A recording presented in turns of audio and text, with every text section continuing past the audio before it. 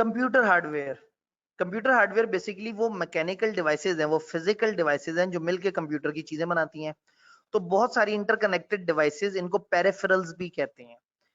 बहुत सारी connected devices जो मिलकर कंप्यूटर की शक्ल बनाते हैं। तो कंप्यूटर की इनपुट की, आउटपुट की, स्टोरेज डिवाइसेस, वो चीजें कंप्यूटर की जिनको हाथ लगाया जा सकता है। जैसे विंडोज है, विंडोज को आप हाथ नहीं लगा सकते।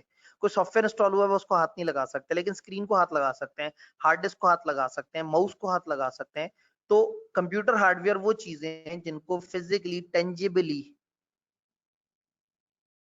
टच किया जा सकता है। कंप्यूटर हार्डवेयर हमें समझ आ गया। प्यारी सी एक तस्वीर जिसमें कोशिश की है ज्यादातर चीजें इकट्ठी हो जाएं। तो प्यारे बच्चों, ये जो सामने एक कंप्यूटर नजर आ रहा है, इसमें जो जो डिवाइसें नजर आ रही हैं ये हार्डवेयर होता है। इसमें कुछ डिवाइसें इनपुट करती हैं, कुछ आउटपुट करती हैं, कुछ स्टोर करती हैं। तो यहाँ पे आपको प्रिंटर नजर आ रहा है प्यारे बच्चों, आपको स्पीकर नजर आ रहा है, आपको हेडसेट नजर आ रहा है, आपको कीबोर्ड नजर आ रहा है, आपको माउस नजर आ रहा है, आपको यूएसबी फ्लैश ड्राइव नजर आ रही है, स्कैनर नजर आ रहा है, सीपीयू नजर आ रहा है, मॉनिटर नजर आ रहा है, मॉनिटर के ऊपर लगा हुआ वेबकैम नजर आ रहा है। तो ये डिफरेंट डिवाइसेस, बेसिकली एक कंप्यूटर को जब देखें तो इस तरह से कुछ अलग अलग चीजें इसमें कनेक्ट हुई हुई होती हैं। कुछ इनपुट डिवाइसेस होती हैं, कुछ आउटपुट। ऑल्दो ये बातें बहुत बच्चों वाली हैं, लेकिन आज मैं ये बच्चों वाली बातें करूंगा ताकि आप लोगों को एटलीस्ट ये पता हो कि हाँ भाई ये चीज हमने पढ़ ली है। इनपुट डिवाइसेस बच्चों, कीबोर्ड एक ऐसी चीज होती है जिससे आप टाइप करते हैं टिक टिक टिक टिक करके। ये जो आप मुझे सवाल लिखते हैं, तो जिस डब्बे से आप बटन दबा रहे थे, ये डब्बे को कीबोर्ड कहते हैं, ठीक है प्यारे बच्चों। माउस एक ऐसी चीज होती है जिसके थ्रू हम सामने मौजूद कर्सर को कंट्रोल कर रहे होते हैं। हम एक फ्लैट सरफेस पे उसको इधर उधर से घुमा के मूवमेंट कंट्रोल करते हैं। ट्रैक बॉल और टच पैड, आज के दौर में टच पैड्स भी हैं जिसके थ्रू आप चीजों को लेके चल रहे हैं। ट्रैक बॉल माउस से मिलती जुलती एक चीज होती थी, थोड़ा पुराने जमाने में होती थी, अब माउस इतने एडवांस हो गए हैं कि उन्होंने रिप्लेस कर दिया है।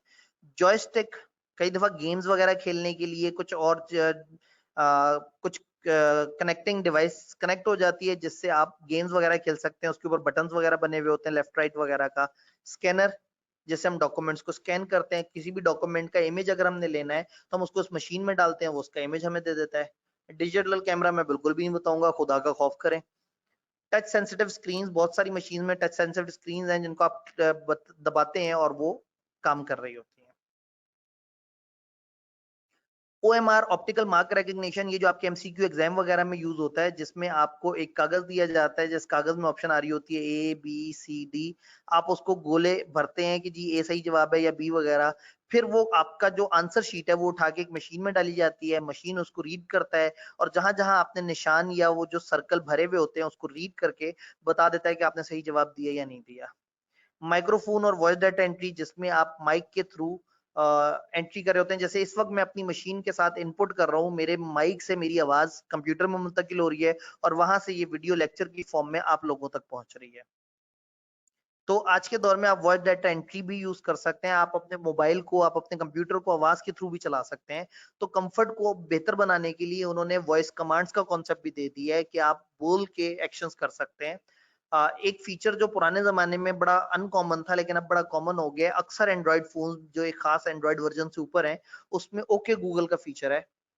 आप अगर उसकी ऑप्शन ऑन कर दें तो जिस वक्त आपका वाईफाई चल रहा हो, अगर आप अपने मोबाइल के पास जाके कहेंगे ओके गूगल, तो आपका मोबाइल फौरन से आपसे पूछेगा हाँ जी दसो की करना है। तो आप अपने मोबाइल से कहेंगे kindly set an alarm for 3 PM, तो वो 3 PM का अलार्म सेट कर देगा। आप उसे कहें I want to know the current temperature of Lahore, या how much distance is from Singapore to Malaysia. तो आपने वॉइस के थ्रू ऑप्शन देनी है, वो उसको नेट पे आपके डिवाइस पे सर्च करेगा और आपका काम करेगा। तो आप फिल्मों की तरह से आवाज से भी कंट्रोल कर सकते हैं अपनी डिवाइसेस को। देन बार कोड और QR कोड्स वगैरह भी होते हैं। बार कोड जो इस तरह की शक्ल बनी हुई होती है अक्सर चीजों के ऊपर, जिसको यूज किया जाता है इन्वेंट्री सिस्टम्स के अंदर। मैं इसको इन्वेंट्री मैनेजमेंट सिस्टम में आगे जाके इसी चैप्टर में आपको डिटेल से भी इंशाल्लाह एक्सप्लेन करूंगा। तो बार कोड से चीजों का कोडिंग करना ईजी हो जाता है और उनकी स्टोरेज ईजी हो जाती है।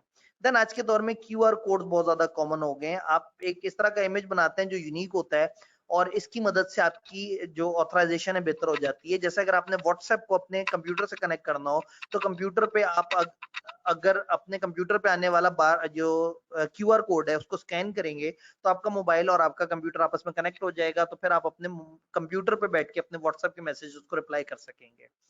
तो क्यूआर कोड मुख्तलिफ चीजों के लिए इस्तेमाल होता है। बाहर के मुल्क में अक्सर लेक्चर देने के बाद टीचर सामने स्क्रीन पे एक क्यूआर कोड दे देता है, आप उसकी तस्वीर खींचते हैं, ऑटोमेटिकली आपकी अटेंडेंस मार्क हो जाती है सिस्टम के अंदर।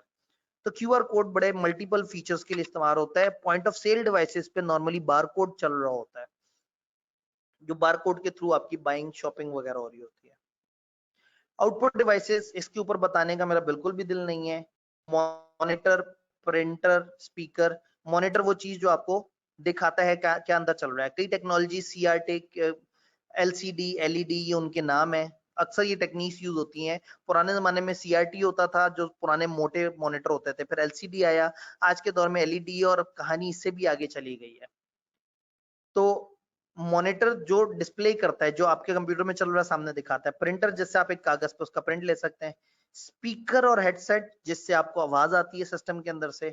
और प्रोजेक्टर जिससे आप अपने सिस्टम को एक मशीन से कनेक्ट करते हैं, जो कि फिर उसका इमेज सामने दीवार पे या सामने लगे पर्दे पे दिखाता है।